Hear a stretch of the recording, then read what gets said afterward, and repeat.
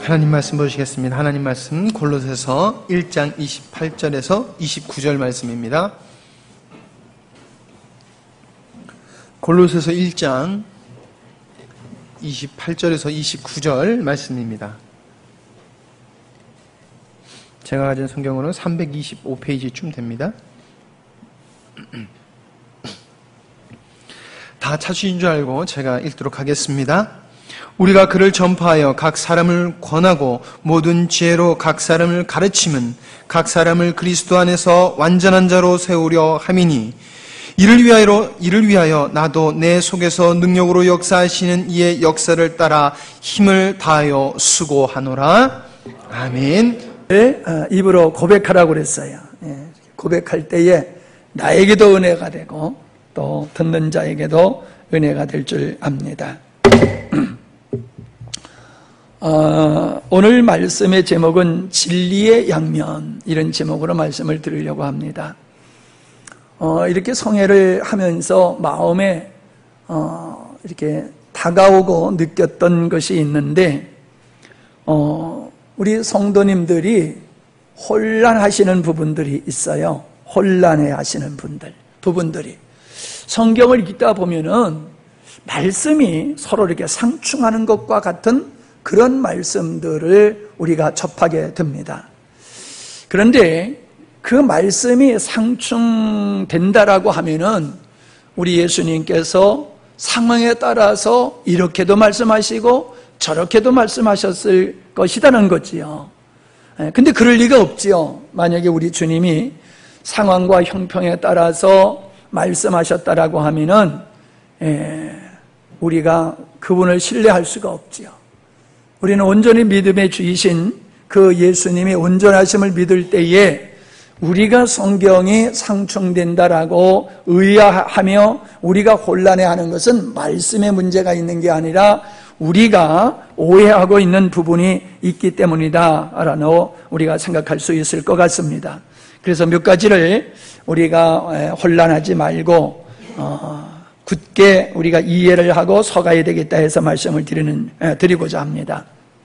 첫 번째는 선택과 예정이다라고 하는 것입니다. 사도행전 16장 31절에 보면은 바울이 옥중에 있을 때에 천사의 역사로 말미암아 그가 석방되게 되어지는 것을 볼 수 있지요. 옥문이 열려지는 역사예요. 근데 바울과 그 일행이 도망가지 아니하고 그냥 그 옥에 있었습니다.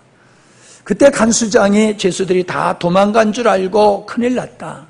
죄수들이 도망갔으니 이제 내가 대신 죽겠구나라고 하면서 걱정할 때에 바울이 우리가 도망가지 아니하고 그냥 여기 있다라고 말을 하지요. 그 바울의 모습과 바울의 이야기를 들은 이 간수장이 뭐라고 질문합니까? 우리가 어떻게 하여야 구원을 받을 수 있겠습니까? 라고 질문을 합니다. 그랬더니 예수님께서 그의 질문에 바울이 그의 질문에 대해서 어떻게 대답했냐 하면은 주 예수를 믿으라. 그리하면 너와 네 집이 구원을 얻을 것이다. 라고 말씀을 했습니다. 이 말씀에는 구원을 받는 데 있어서는 오직 우리가 믿음으로 구원받는다라는 말씀이 담겨져 있는 것이고, 그리고 또 의지가 우리의 의지로 예수님을 구세주로 선택해야 된다라고 하는 말씀이 담겨져 있는 거지요. 그러니까 믿음과 의지를 강조하는 말씀이라고 볼 수 있는 겁니다. 그런데 에베소서 1장 4절로 6절에 보면은 창세전에 그리스도 예수 안에서 우리를 택하사 우리로 사랑 안에서 그 앞에 거룩하고 흠에 없게 하시려고 그 기쁘신 뜻대로 우리를 예정하사 예수 그리스도로 말미암아 자기의 아들들이 되게 하셨으니 이는 그의 사랑하시는 자 안에서 우리에게 거저주시는 바 그 은혜의 영광을 찬미하게 하려 하심이라 라고 하심을 보게 됩니다. 그리고 갈라디아서 1장 15절에도 보면은 바울이 내 어머니의 태로부터 나를 택정하시고 은혜로 나를 부르시니가 하나님이라고 말씀하고 있습니다. 이처럼 성경에는 우리가 구원받는 데 있어서는 우리 의지와 상관없이 하나님께서 일방적으로 우리를 택정하시고 예정하시고 우리를 부르셨다. 그래서 우리가 구원받게 됐다. 이런 고백의 말씀들이 있는 것을 보게 되어집니다. 구원받는 데 있어서 그래서 사람의 의지를 강조하는 사람이 알미니암이라고 하는 그 사람이 있고, 그 사람의 이름을 따라서 알미니암주의라고 하는 것이 있어요. 그리고 구원이라고 하는 것은 하나님의 예정에 의해서 이루어지는 거다라고 하는 이 예정에, 하나님의 주권에 근거해서 예정서를 강조하는 칼빈이라는 사람이 있지요. 그래서 칼빈주의, 알미니암주의 이렇게 나눠지는 걸 보게 됩니다. 근데 그분들만 나누어지는 게 아니라 그분들에게 영향을 받은 오늘날 교회와 성도들도 또 역시 그 신앙의 성향들이 조금씩 달라지는 것을 우리가 볼 수 있습니다. 이런 신학의 차이 때문에 그 책임 소재도 나누어지게 되어지는 것을 볼 수가 있어요. 나는 예정되지 않았기 때문에 구원받고 싶어도 구원을 받지 못하였으니, 내가 구원받지 못하는 것은 하나님이 나를 예정하지 않으셨기 때문이다. 그래서 내가 구원받지 못하는 것은 하나님이 나를 선택하지 아니하므로 하나님이 의롭지 못하고 악한 존재다, 이렇게 인식을 하게 되어지는 것을 보게 됩니다. 또 이런 면이 있지요. 자신의 의지로 예수님을 구세주로 선택하면 구원받을 수 있는데, 스스로 선택하지 아니하므로 그가 구원받지 못했으니 그 책임은 바로 믿지 않는 그 사람에게 있다, 이렇게 말들을 하기도 합니다. 선택된 자들이 구원을 받기에 언젠간 돌아올 것이다, 예정됐기 때문에 그들은 언젠가 돌아올 것이다 라고 하는 믿음이 너무 강해서 전도를 안 하는 거예요. 우리가 전도를 안 해도 누군가를 통해서 하나님께서는 그를 예정하시니까 돌아올 것이다, 그렇게 생각을 하는 사람들도 있다라고 하는 것입니다. 분명한 것은 앞에서 보았듯이 예정에 관한 말씀도 있고 의지로 선택하라고 하는 우리 의지를 강조하는 말씀도 성경에 있는 것이 맞는데, 이 두 말씀을 가만히 비교해 보면은 서로 상충하는 것 같아요. 서로 다른 것 같아요. 그러나 저는 이것이 전혀 다르지 않다라고 여러분에게 말씀을 드립니다. 선택은 예정을 성취하는 것이고, 예정은 선택함의 근원이다라고 하는 겁니다. 한번 같이 해보실까요? 선택은 예정을 성취하고, 예정은 선택함의 근원입니다. 예정은 선택, 우리 의지로 선택함의 근원이 되는 것이라고 하는 거예요. 그러니까 예정 없는 선택이 없어요. 또 의지로 선택함이 없이 예정이 성취되어지는 법이 없어요. 이거를 나눠버리면은 이상하지만은, 이것의 연관성을 가만히 보면은 서로 다른 것 같지만은 서로에게 없어서는 안 될 그런 관계다라고 하는 것을 우리가 볼 수가 있는 것입니다. 예정과 선택은 그래서 다른 것이 아니라 서로를 세워가는 완전한 관계를 이루는 관계다라고 하는 것으로 우리가 봐야 될 줄 믿습니다. 누구를 볼 때 저 사람이 예정된 사람이냐 선택된 사람이냐라는 잣대로 보아서는 안 됩니다. 우리는 그런 교리적인 측면으로 나가지 말고, 하나님께서 우리를 구원하시는 데 있어서는 분명한 하나님의 예정이 있을 뿐만 아니라 그 예정에 의해서 믿음의 역사가 있고, 믿음의 역사에 의해서 그들이 의지적으로 주님을 선택함으로 그 선택을 통하여 또한 예정을 완벽하게 이루시는 이 종합적인 측면에서 여러분이 이해를 할 때에 혼란이 없게 될 줄 압니다. 두 번째는 믿음과 행함이라는 거예요. 어떤 데는 믿어라, 그리고 어떤 곳에 보면 무엇을 해라, 하지 말아라 라는 말씀들이 많이 있지요. 그래서 야고보서 2장 14절과 17절을 보면요, 내 형제들아, 만일 사람이 믿음이 있노라 하고 행함이 없으면 무슨 이익이 있으리요. 자, 믿음이 있노라 하고 행함이 없으면 무슨 이익이 있으리요? 그 믿음이 능히 자기를 구원하겠느냐? 자, 그래서 여기서 행위를 강조하고 있죠. 15절서부터는 구체적으로 얘기를 하고 있어요. 만일 형제나 자매가 헐벗고 일용할 양식이 없는데 너희 중에 누구든지 그에게 이르되 평안히 가라, 더럽게 하라, 배부르게 하라 하며 그 몸에 쓸 것을 주지 아니하면 무슨 유익이 있으리요? 이와 같이 행함이 없는 믿음은 그 자체가 죽은 것이라 라고 하면서 행함을 강조하고 있습니다. 그러나 믿음을 강조하는 그러한 말씀도 우리는 찾아볼 수 있죠. 대표적으로 우리가 알 수 있는 게 요한복음 3장 16절. 하나님의 세상을 이처럼 사랑하사 독생자를 주셨으니 이는 저를 믿는 자마다 멸망치 않고 영생을 얻게 하려 하심이라.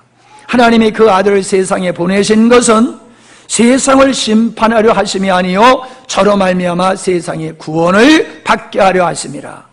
저를 믿는 자는 심판을 받지 아니할 것이요 믿지 아니하는 자는 하나님의 독생자의 이름을 믿지 아니하므로 벌써 심판을 받은 것이라 라고 말씀하고 있어요.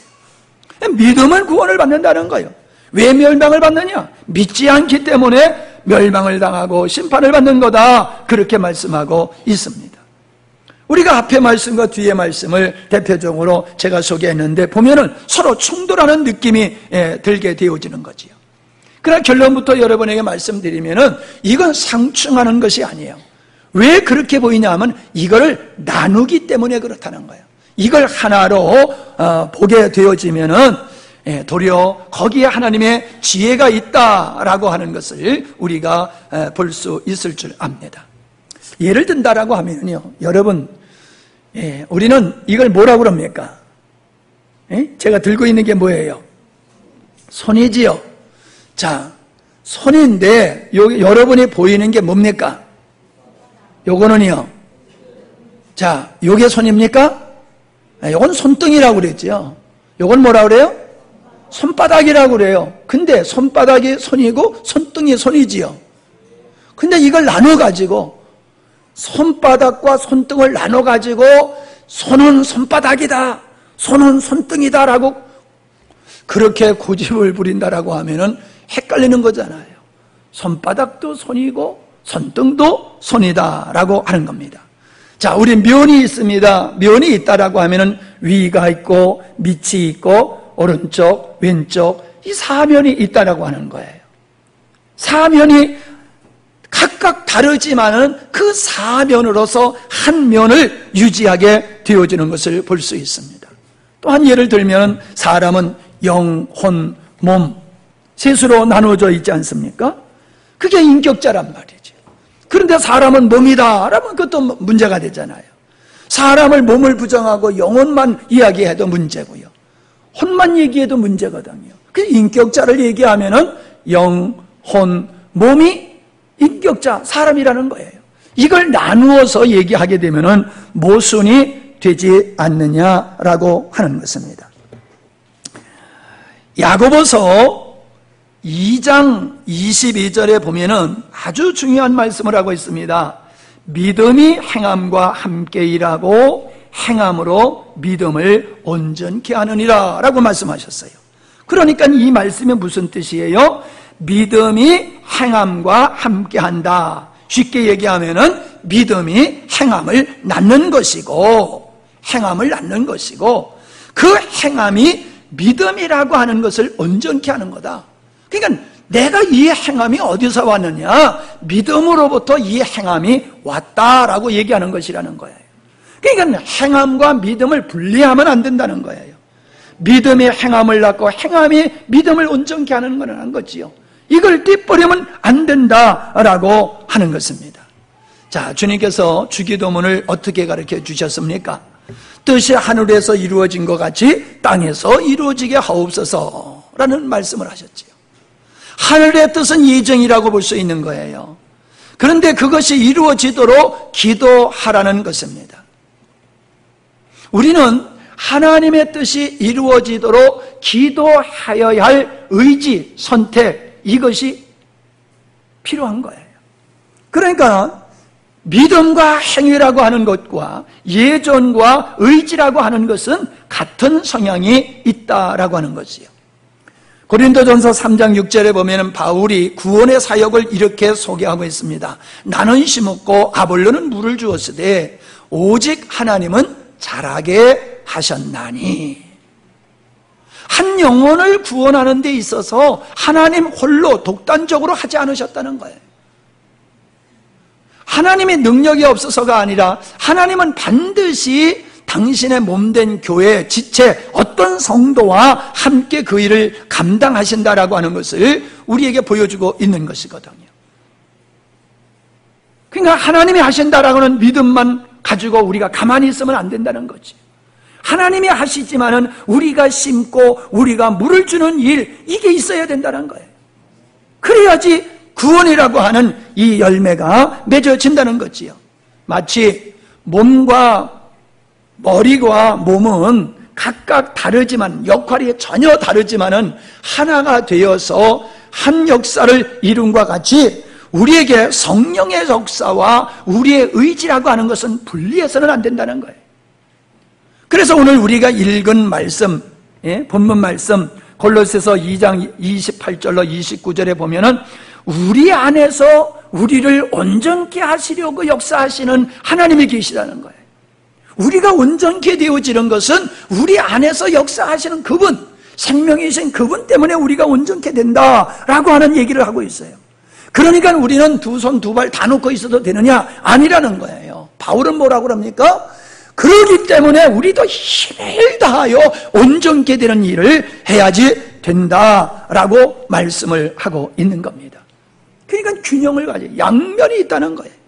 우리 안에서 역사하시는 그분에 대한 믿음, 그 믿음을 근거로 한 우리의 행함, 이것은 동일한 것이고 함께 해야지 되는 것이다 라고 하는 거지요. 그래서 우리의 믿음의 고백도 우리의 지식과 우리 의지에서 나오는 것이 아니라는 거지요. 하나님의 은혜로 이루어지는 거라는 거예요. 그렇지만은 우리가 의지적으로 예수님을 나의 구세주로 고백해야 된다. 성경은 그렇게 말씀하고 있지 않습니까? 우리가 요한복음 1장에 보면은 빛이신 주님이 이 땅에 오셨어요. 근데 어둠이 빛을 알아보지 못하는 거지요. 왜 알아보지 못합니까? 눈이 어두워서 보지를 못하니까 알아보지 못하는 거지요. 그런데 12절에 보면은 영접하는 자, 곧 그 이름을 믿는 자는 하나님의 자녀가 되는데 그 영접할 수 있는 사람, 믿을 수 있는 사람이 누구냐? 그것은 혈통으로나 육정으로나 사람의 뜻으로 되지 아니하고 오직 하나님께로서 난 자만이 영적인 눈이 열려서 예수님을 구세주로 고백하고 예수님을 구세주로 영접하게 된다. 그렇게 말씀을 하고 있다는 것입니다.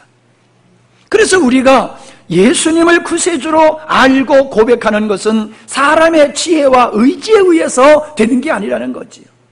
하나님께서, 성령께서 우리 안에서 우리의 눈을 열어서 예수님을 보게 하셨단 말이에요. 그래, 믿어요. 그 믿음이란 말이에요. 그 믿음으로 끝나는 게 아니라는 거죠. 행함, 믿기 때문에 고백해야 되고 그 믿음에 의한 삶이 우리에게 나타나서 우리의 믿음을 온전케 한다라고 말씀을 하는 겁니다. 그래서 데살로니가 후서 3장 2절에 보면은 믿음은 모든 사람의 것이 아니다 그러셨어요. 우리가 가지고 있는 믿음은 하나님이 주신 믿음이라는 거예요. 하나님이 주신 믿음. 믿음으로 구원받는다는 거예요. 그러나 믿음으로 구원받는다고 해서 우리의 삶이 없어도 되는 건 아니라는 거지요. 구원을 이루기 위한 행위를 요구하는 것이 아니라 구원에 이르는 믿음이 우리의 삶을 만들어낸다는 것을 성경은 우리에게 말씀하고 있는 거예요. 그래서 로마서를 보면요 1장에서부터 11장까지는 교리를 다루는 말씀이 있어요. 그리고 11장부터 12장부터 16장까지는 우리가 어떻게 살아야 되느냐라고 하는 부분을 다루고 있음을 보게 됩니다. 교리적인 부분을 보면은 이것은 우리의 믿음을 얘기하는 거예요. 믿음. 네가 믿음이 있느냐? 바울이 쭉 믿음에 대해서, 구원의 믿음에 대해서 쭉 얘기를 하는 거예요. 연합에 관한 얘기도 하고 성령 안에 거하는 얘기도 하고 중요한 거를 앞에서 쭉 얘기한 다음에 그래서 어떻다는 거야? 네가 하나님의 백성이잖아. 네가 하나님의 자녀나. 네가 구원받았잖아. 그러니까 너는 이렇게 살아가야 되는 거야 라고 말씀을 하고 있는 거예요. 그러니까 행위가 앞에 믿음을 온전케 한다. 입증하는 것이다. 그렇게 말씀하고 있습니다. 그런데 로마서 1장에 보면요, 사람들이 하나님을 알면서도, 하나님의 계심을 알면서도 짐짓 그 하나님을 영접지 아니하고 하나님의 영광을 짐승의 형상으로 바꿔버린다라고 말씀하고 있습니다. 하나님을 영화롭게 하지도 아니하고 하나님께 감사치도 아니하고 그 생각에 허망하여져서 미련한 짓만을 하면서 사는 것이 불신자들이다라고 말씀을 하고 있다는 것입니다. 그게 무슨 얘기입니까? 하나님을 알만한 것이 모든 자에게 있다는 거예요. 자, 하나님을 알만한 것이 모든 자에게 있다는 얘기가 뭘까요? 계시에는 두 종류가 있지요. 일반적 계시와 특별 계시가 있어요. 일반적 계시는 자연이에요. 하나님이 만드신 자연을 보고서, 이 자연을 보고서 아, 하나님이 참 계시구나. 우리 양심이 또 얘기를 하고 있어요. 우리는 하나님의 형상대로 지음을 받았기 때문에 불신자라 할지라도 우리의 양심에는 하나님의 존재를 다 인지할 수 있는 것이 있다는 거지요. 그래서 누구든지 자연을 보고 하나님의 솜씨를 보면은 우리는 하나님을 다 알게 되고 부정할 수 없다라고 하는 것입니다. 특별 계시는 뭡니까? 성경이에요. 하나님의 말씀이에요. 그리고 성령이 우리 안에 오셔서 우리에게 이 말씀을 깨닫게 하시고 하나님의 어떠한 분인지를 알게 하시는 역사지요. 이건 특별한 계시이기 때문에 특별 계시다 이렇게 말해요. 그러니까 디모데전서 2장 4절에 이 말씀이 있어요. 하나님은 모든 사람이 구원받으며 진리를 아는 데 이르기를 원하시느니라. 모든 사람이 구원받기를 원하신다는 거예요. 그럼 앞에 예정과 선택과 충돌하는 것 같지요? 그렇게 나누어서 보니까 그런 거예요. 근데 하나님은 모든 사람이 구원받기를 원하시기 때문에 자연을 통하여 하나님을 알만한 것을 그에게 다 넣어줬다는 거예요. 눈을 열어서 보게 하셨다는 거예요. 눈만 뜬 사람은 다 알아. 다 볼 수 있고 알 수 있어. 양심이 있기 때문에 누구나 조금만 생각해보면 하나님의 존재를 다 인지할 수 있다는 거예요. 그래서 예수님 믿고 구원받게, 모든 사람이 구원받게 하셨다는 거죠. 예정하니까는 사람들이 구원의 문을 예수님께서 일부러 좁혀놔가지고 예수님 믿고 싶어도 예수님께서 못 믿도록 해놓은 것 같이 그렇게 오해를 하는데 그런 것이 아니다라고 하는 겁니다. 누구는 믿게 하고 누구는 안 믿게 하고 못 믿게 하기 위해서 누구의 눈은 열어주고 누구의 눈은 닫아놨다, 그런 의미로 생각을 하면 안 되는 겁니다. 모든 사람이 하나님의 존재를 알고 깨달아 하나님께로 돌아오게 하셨지만은 사람들은 자기를 사랑함으로 말미암아 하나님을 짐짓버리고 자기를 위해서, 자기 만족을 위해서 살게 되더라는 거예요. 그런 사람을 내버려 두는 거예요. 로마서 1장에서 뭐랬어요? 그냥 내버려 뒀다라고 말씀하고 있어요. 내버려 뒀어요.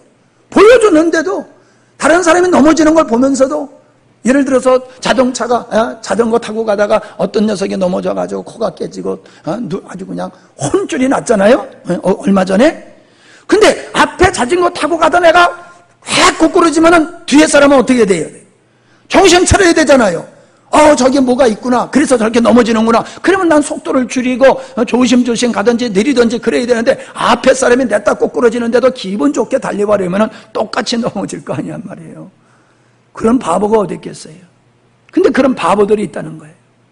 하나님을 알만한 것이 분명히 이 자연의 하나님께서는 양심에 깨닫도록 해주셔서 알게 하셨는데도 그걸 무시해버리고 자기 마음대로 자기 뜻대로 살아가게 될 때에 그 악함, 그 하나님을 부정하고 하나님을 대적하는 그 악함을 속에 그냥 내버려 두는 거예요. 그러니까 그들이 멸망받는 거지. 그런데 하나님은 그냥 용납하지 않는 사람이 있어요. 결국에는 자기가 하나님을 부정하고 배반하고 도망가려고 해도 하나님께서 안 돼. 너는 이리 와. 쟤는 가도 그냥 괜찮아. 그냥 너는 이리 와. 너는 포기할 수 없어. 우리가 원치 않지만 하나님이 굳고 우리를 붙들고 너는 내 새끼야. 너는 내 것이야. 라고 하면서 주장하면서 그의 눈을 그냥 더 크게 열어주시든지 그냥 하나님 앞에 순종하게 하시든지, 그래서 끝까지 구원에 이끌어 가시는 분. 우리는 그런 하나님의 은혜를 입은 자들이 하나님의 예정 속에 있는 자다, 그렇게 말할 수 있는 것입니다. 그러니까 우리는 예정과 의지, 선택에 대해서 혼란 가질 필요 없어요. 믿음과 행위라고 하는 것을 나누어서 생각해서 혼란할 필요가 없다라고 하는 겁니다. 그 다음에 세 번째로 의롭다 하심과 성화예요. 자, 의롭다 하는 것은 믿음으로 되는 거다. 근데 성화라고 하는 것은 우리의 노력으로, 의지에 의해서 되는 거다, 이렇게 생각하는 경우들이 많이 있는 것 같습니다. 가만있어요. 요 하기 전에 요 얘기를 좀 하고 넘어가야 될 것 같으네요. 앞에 말씀, 믿음과 행위에 대한 말씀. 자, 제가 어떤 생각이 들었냐면 이런 생각을 했어요. 자, 어떤 왕자가 없어요. 왕자가 없는데 어떤 길을 가다가 이렇게 구걸하는 아이를 보고 그를 불쌍히 여겨가지고 그를 왕자로 이제 입양을 했다고 쳐봅시다. 그러면 거지로 살던 아이가 졸지에 왕자가 됐잖아요. 그러면 여러분, 왕자가 된 후로부터 어떻게 살아가야 됩니까? 왕자답게 살아가야지요. 왕도 왕자에게 뭐라고 그럽니까? 야, 거지야, 왕자같이 살아라, 그렇게 말하겠어요? 야, 아들아, 이제 너는 왕자가 됐어. 너는 거지가 아니야. 너는 왕자야. 그러니까 왕자같이 살아야 돼, 라고 한다라고 하면은 당연한 거잖아요. 그걸 얽매는 거라고 생각하고 그걸 부담스럽게 생각하면 잘못되는 것이잖아요. 성경에서 하나님께서 우리에게 계속해서 이렇게 살아라, 육체를 따라 살지 말아라, 세상 것을 쫓지 살아면 안 된다, 세상을 사랑하면 원수다, 뭐 이런 말씀을 왜 계속 하시냐 하면은 믿는 자이기 때문에 그렇게 살아야 된다는 이야기가 될 수 있는 거예요.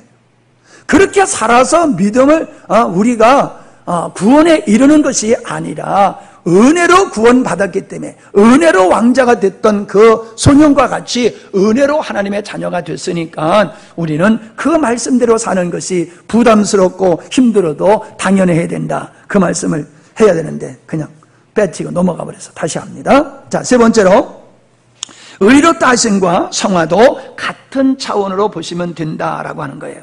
그래서 사람들은 의롭다 하게 되는 것은 믿음으로, 순전히 믿음으로 되는 것이다, 그렇게 믿습니다. 맞습니다. 믿음은 생명과 같은 것으로 밖으로 열매로 나타나게 되어 있습니다. 그리고 그 믿음은 생명이기 때문에 자라게 되어 있다는 거예요. 죽은 것은 자라지 않아요. 근데 생명은 자라요.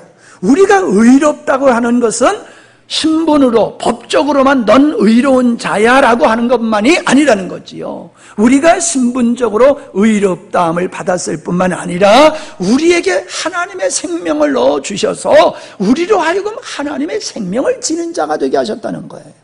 그래서 그 생명에 의해서 어떤 역사가 일어나느냐면 거룩한 갈망이 우리에게 일어나는 거예요.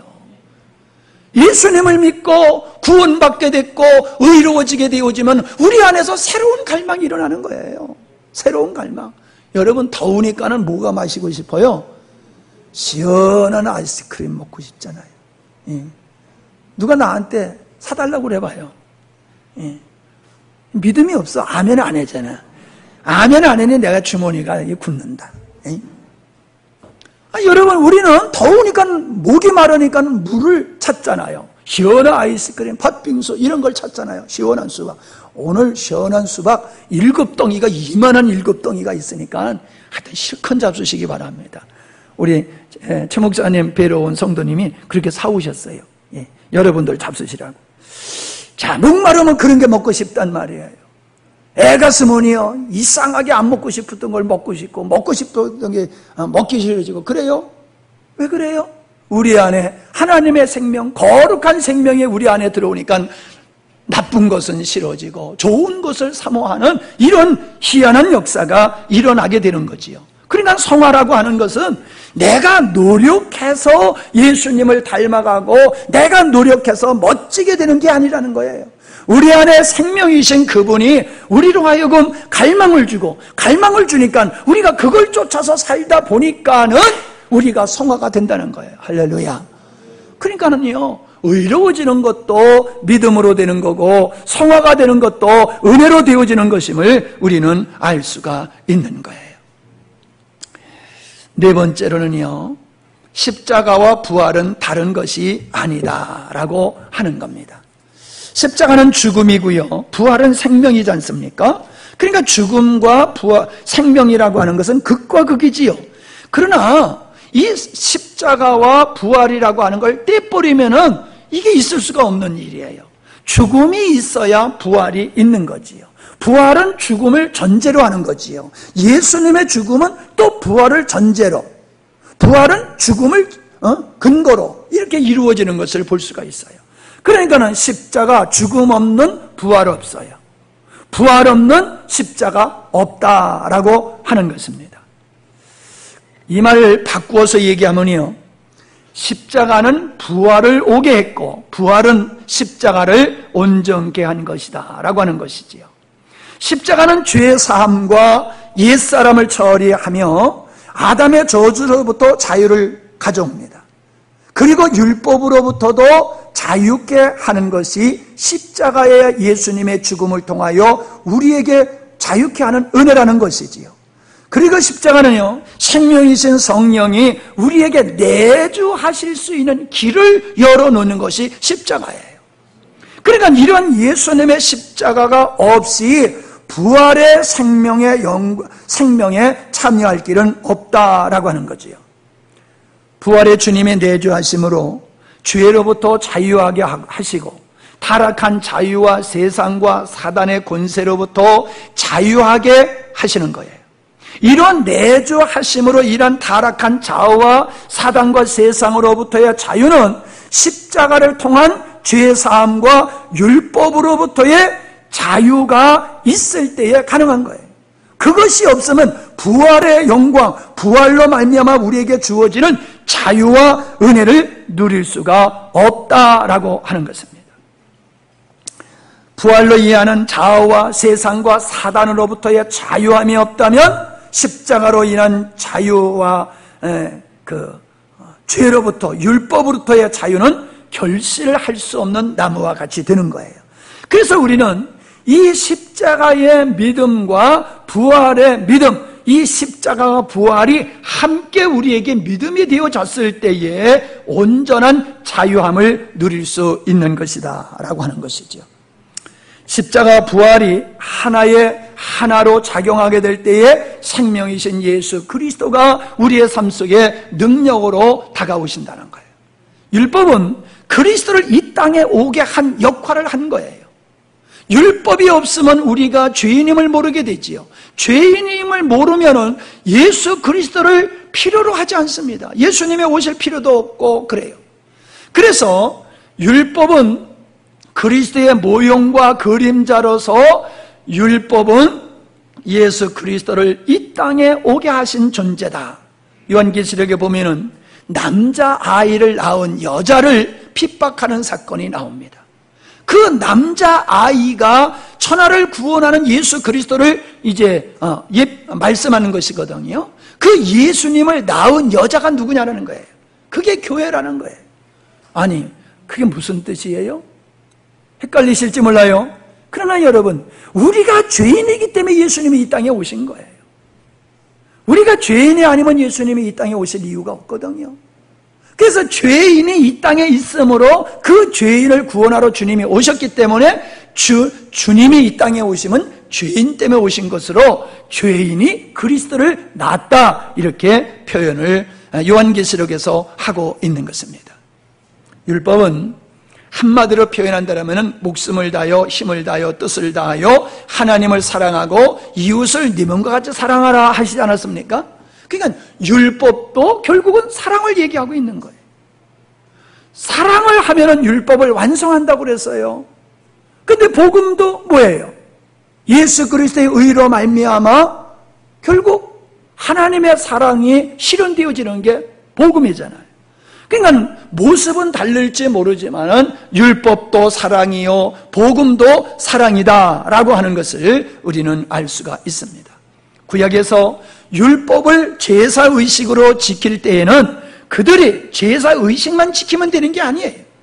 그들은 이 자기가 어린 양을 잡아서 제물로 드리면서 누구를 바라봐야 되냐면은 예수님을 바라봐야 되는 거예요. 구세주가 장차 훗날 언젠가 오셔서 이 양이 내 죄를 대신해서 죽듯이 예수님이, 구세주인 예수님이 이 땅에 오셔서 내 죄를 대신하여 죽음으로 내가 구원받을 수 있어 라는 믿음으로 양을 잡아서 제사를 지내야 됐다는 거예요. 예수님에 대한, 메시아에 대한 믿음도 없이 양만 잡아서 제사를 드리면 그거는 헛된 예배예요. 헛된 제사였다는 거지.